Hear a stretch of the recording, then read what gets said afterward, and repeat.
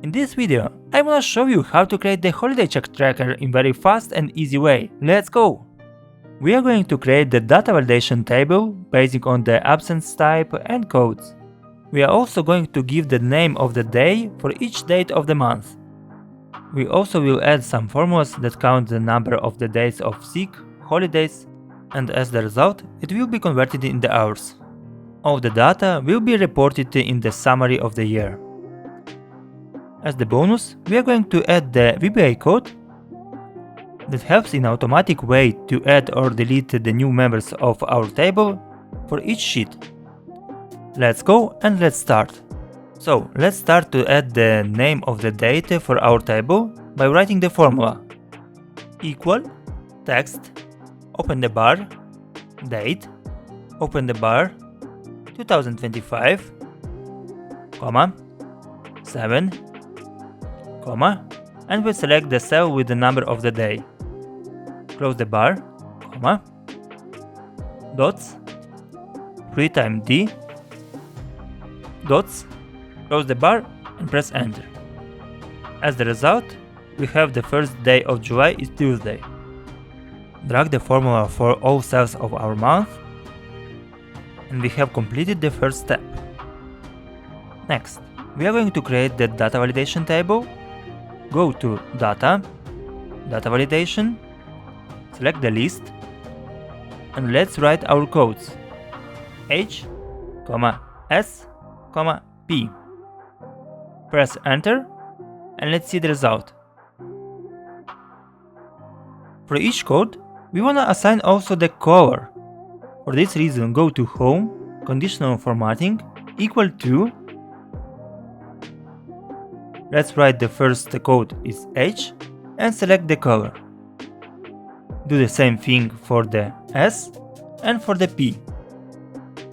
As soon as you're done, just drag the cell with the conditional formatting and the data validation for whole table. If we start to write S, H and P, we can notice that the data validation table works pretty good. Next, we want that the cells will be converted into the numbers in order to have the total days of the sick leave. To do this, let's write our formula.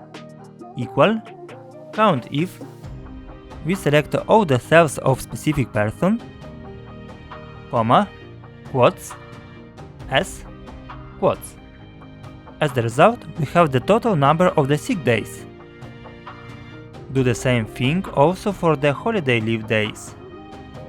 But in case of permissions, we are going to write also the formula equal count if we select the cells of specific person, comma, quotes, P, quotes, close the bar, and we are going to multiply per 3. Because under the P in the absence type, we wrote that it is 3 hours. It seems to work very good, because if we change the type of the code, in automatic way there will be updated the count number of the hours or days. Of course, if we want to convert the days numbers into the hours, in my case I wrote just that one day is equal 8 hours, I select the cell, in this case the cell of the sick, and multiply per 8. As the result, I will have the total number of the hours. Let's apply the formula for a whole table, just dragging it down and up. And I want that all this data will be reported in the summary of the year. So we go to the sheet of the year, we select the cell for the total absence holiday hours for Adelina Honglang, equal sum, go to the July, we select the cell of total holiday hours, comma, go to the August, and select again total holiday hours. As the result, we get the sum of total both months. Just apply the formula for a whole table. Let's also say that if the number of the sick hours is more than 32, the cell will change the color. Go to the conditional formatting, greater than, and let's write the 32 and apply the color. In my case this is red. As the result, if we change the code in our table and it is more than 32 hours as total, the year summary table will show us immediately the issue. So guys, from this point of view, it's everything easy. But let's say that we want to add a new employee, and we want that name and surname will be added in all sheets of our year, without doing it manually. For this reason, I have prepared a VBA code that you'll find in the description. So, as the first step, be sure that developer tool is activated. Go to File, Option, Customize ribbon, and just be sure that all cells are selected. Then go to Developer, Macros. To this workbook, let's add the first code.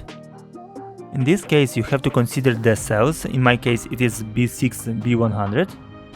Then go to Insert, Module, and let's insert the second part of the code. Here you have to consider the worksheets, in my case it is year, and also the array. It is July and August. If you add a different month, just put comma and add them.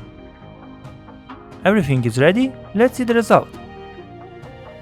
If we add a new name and surname in our year sheet, in automatic way, it will be added also in the table of July and in the table of August. And of course, if we cancel it, it will disappear in both tables.